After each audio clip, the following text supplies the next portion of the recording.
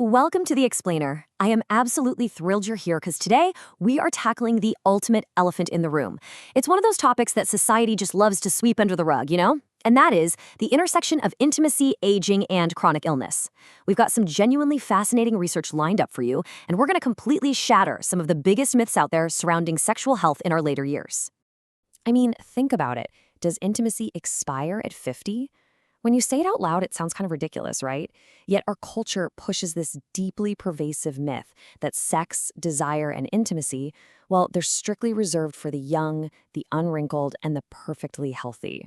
We're constantly sold this idea that once you hit a certain age, or heaven forbid you develop a chronic health condition, your desire just magically turns off like a light switch. But come on, is that actually reality? Okay, let's dive into this. The myth basically insists that older or chronically ill folks simply don't want sex anymore. But the reality? Chemistry literally has no age limit. Physical attraction and desire, they're driven by this lifelong, incredibly potent brain chemistry cocktail of dopamine, oxytocin, and vasopressin. These chemicals are released right from the hypothalamus in your brain during attraction. And guess what? Your brain doesn't just spontaneously shut down the factory when you blow out 50, 60, or 70 candles on a birthday cake. And this data brilliantly illustrates exactly what I mean.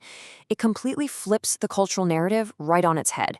A massive 65% of adults aged 65 to 80 report that they maintain a strong, active interest in sex. That leaves only 35% who say they aren't interested. So desire clearly doesn't just expire. But, we do have to be honest here and address the very real practical hurdles that can sometimes get in the way of that desire. Which brings us to a deeply important part of our explainer. Because while the desire absolutely remains, we have to acknowledge the biopsychosocial toll of chronic illness. If you or your partner are dealing with a long-term condition, well, you know firsthand that it creates very real, complex obstacles for intimacy. It's not a failure on your part, and it's certainly not just in your head. It's this multifaceted intersection of life changes that really deserves our utmost compassion and validation. The medical community breaks these hurdles down pretty cleanly using what they call a biopsychosocial model. It's basically a three-part puzzle.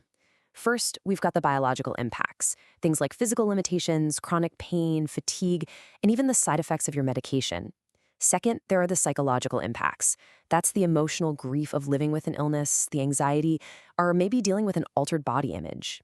And third, the social impacts, societal discomfort, the stigma, and those profound, sometimes really tough shifts in your everyday relationship roles. All three of these areas intersect to complicate your sexual health. Let's actually zoom in on those biological hurdles for a second. Have you ever really considered what might be hiding in your daily pill organizer? Routine medications used for chronic issues very often carry hidden side effects that completely drain sexual desire and capacity. We're talking about incredibly common everyday drugs here. Beta blockers for your heart, SSRIs for depression or anxiety, lipid-lowering agents for cholesterol, and benzodiazepines. You might be experiencing a loss of desire and just shrugging it off as getting older, when in reality, it's a direct biological hurdle created by the very medications keeping you healthy. Now, let's look at the social and psychological side, specifically that shift in role dynamics we mentioned. There's this incredibly profound anecdote in the research from the Medical Journal of Australia. It's about a 40-year-old patient with multiple sclerosis who was confined to a wheelchair, and she reported that her libido had entirely vanished. Why? Well, upon questioning, it became super clear her husband had shifted from treating her like an adult romantic partner to fussing over her like a helpless patient. He basically became a full-time caregiver. And it was only when they intentionally rearranged their daily schedule to ensure strictly adult-to-adult relationship time that her libido slowly started to return. Yet, despite these massive, life-altering challenges, human desire is astonishingly resilient. I mean, look at this. In a study of patients dealing with chronic respiratory failure, patients who actually required non-invasive mechanical ventilation, the findings were just incredible. Even with that significant degree of medical disability, 46% maintained their previous level of sexual activity, averaging intercourse about 5 times a month. And get this, 13% actually became more active. It just goes to show you that the desire to connect persists, even through severe illness. Let's move to a slightly different angle and see how this builds. We've spent time discussing chronic illness, but what about the natural, healthy aging process itself? Do declining hormones mean declining intimacy? From a very young age, we're totally conditioned to believe that biology and sex hormones, estrogen, testosterone, are the ultimate undisputed bosses of our sexuality. So, naturally, the logical assumption is that when those hormones decline with age, intimacy just drops right along with them, right? Well, hold on to your hats because I am about to drop a pretty major, scientifically backed twist on you. To answer that question, we're going to look at some amazing findings published in Frontiers in Psychology from the Women 40 Plus Healthy Aging Study. Researchers took a super meticulous look at 93 healthy, sexually active women between the ages of 40 and 73. They tested their hormone levels using saliva and blood spots, and they rigorously assessed their psychological and interpersonal well-being. And here is the big aha moment. The researchers totally expected hormones to dictate everything. But surprisingly, actually, scratch that, shockingly, biological sex steroids like estrogen and DHEAS did not accurately predict overall sexual functioning in this study. Let me just say that again so it sinks in. Your declining hormones were not the strong link. Instead, it was the psychosocial factors that showed a massive, predictive link to overall sexual function. Now, what's really interesting about this is what actually did matter. The absolute strongest predictors of healthy sexual functioning weren't biological at all. They were optimism, emotional support, and relationship satisfaction. Think about how incredibly empowering this data is. It literally means that your mental well-being, the way you communicate, and the emotional connection you share with your partner drive a healthy sex life way, way more than the exact hormone levels floating around in your bloodstream.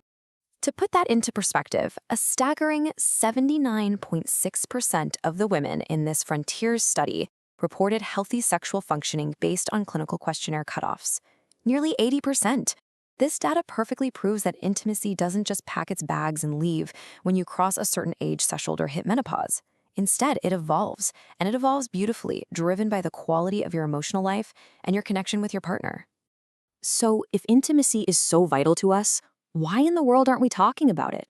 Check this out. A shockingly low 10% of diabetic men in a Danish study actually discussed their sexuality with a doctor, even though diabetes is widely known to cause erectile dysfunction. That means 90% were just suffering completely in silence. That is wild. So what's the actual barrier here? Well, it essentially boils down to two major things: mutual embarrassment and a severe lack of medical training. On the patient side, people have this deep, genuine fear of being ridiculed. They worry that expressing a desire for sex while they're sick or aging is going to make them look foolish or somehow inappropriate. And on the doctor's side, physicians very often dismiss sexual health as less important than the primary physical diagnosis. And frankly, a lot of them simply lack the comfort or the specialized training to proactively bring the topic up. But hey, there is great news here. There's a totally actionable solution. Doctors have this amazing tool available to them called the PLICIT model. It's a fantastic 4-step clinical framework designed to safely open up these sexual health dialogues. Step 1 is simply giving permission to talk about it.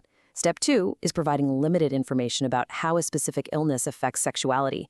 Step 3 is offering specific suggestions, like maybe adjusting medication timing or trying alternative positions. And Step 4?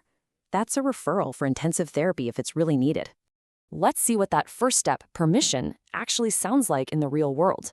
A doctor using this model might simply say, "I always ask whether patients are having any relationship or sexual problems. How has your relationship been going lately?" I mean, just hearing that simple question, you can almost feel the pressure release, right?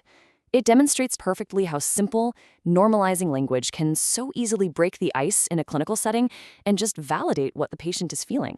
So the crucial point is basically summed up perfectly by this insight from the Medical Journal of Australia. Sex remains an important contributor to quality of life in many patients with chronic illness and their partners. The core empowering message of our explainer today is just this: whether you are 50 or 80, perfectly healthy, or navigating a really tough chronic illness, emotional intimacy and physical comfort remain absolutely vital sources of joy. You do not age out of wanting to connect. Which leaves us with this final, somewhat provocative question for you to think about. How will you open the dialogue with your partner or your doctor today? Whether it's finally asking your physician about those hidden side effects of your medication, or just intentionally carving out some real adult-to-adult time with your partner to build up that emotional support, the power is entirely in your hands. Thank you so much for hanging out with me on this explainer. Keep asking questions, keep embracing your psychosocial well-being, and I'll catch you next time.